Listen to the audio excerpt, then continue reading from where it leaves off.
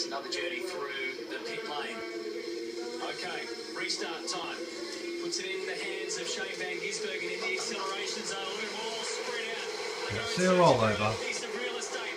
They bump and grind and push and shove. Jason Bright. Now they've got to come all back together again. Over we go. Jason Bright over and up and into the wall. Oh. That started with Slade down the inside.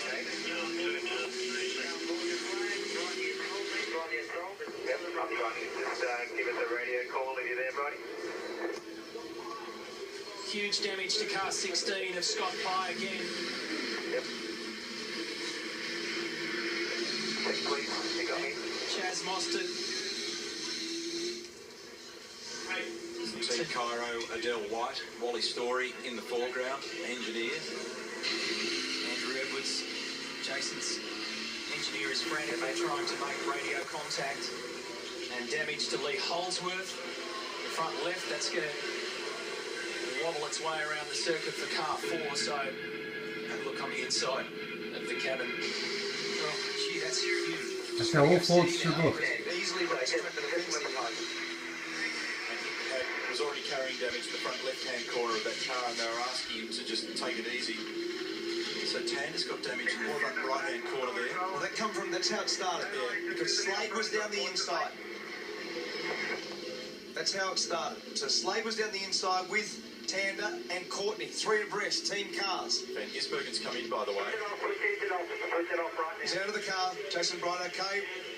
Scott Pye's out of the car as well. Fantastic. So this was the race leader. And this is going to be a significant delay to get that car cleared.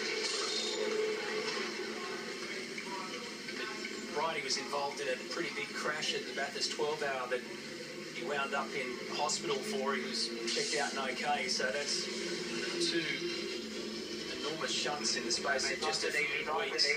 The hard thing when you're upside down in the belts is actually to be able to safely manoeuvre yourself out of the car. When electronics in the car after a prescribed period don't sense any action from the crank trigger, the electronics in the car shut down. Here's the replay. This will give us some explanations. We'll try to come in together. So it's Tim Slade leads on the Holden Racing Team car, which just sends Team BOC Commodore flipping into the air. This was what happened. They all fanned out and then they all came back in, and it was never going to work.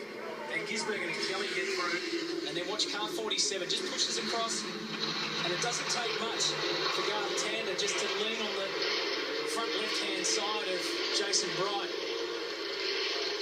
It's that secondary impact that's the worry there with the wall, and it got right up on the top of the debris fence. This is Lee Holdsworth's view. That was the big crash that he was okay, so he got hit by Scott Pye and a few others. The contact actually started with the 2 Red Bull cars. They actually made contact on the way in there also. There's Slade down the inside. He makes contact with Tander. Tander makes contact with Bright. Totally out on the slide. Full obstacle, so he's trying to steer it down. So Jason's trying to make sure it doesn't turn onto its roof. It then catches the curb. And the curb then trips it over. So as it gets to that point there, it was always going to turn over.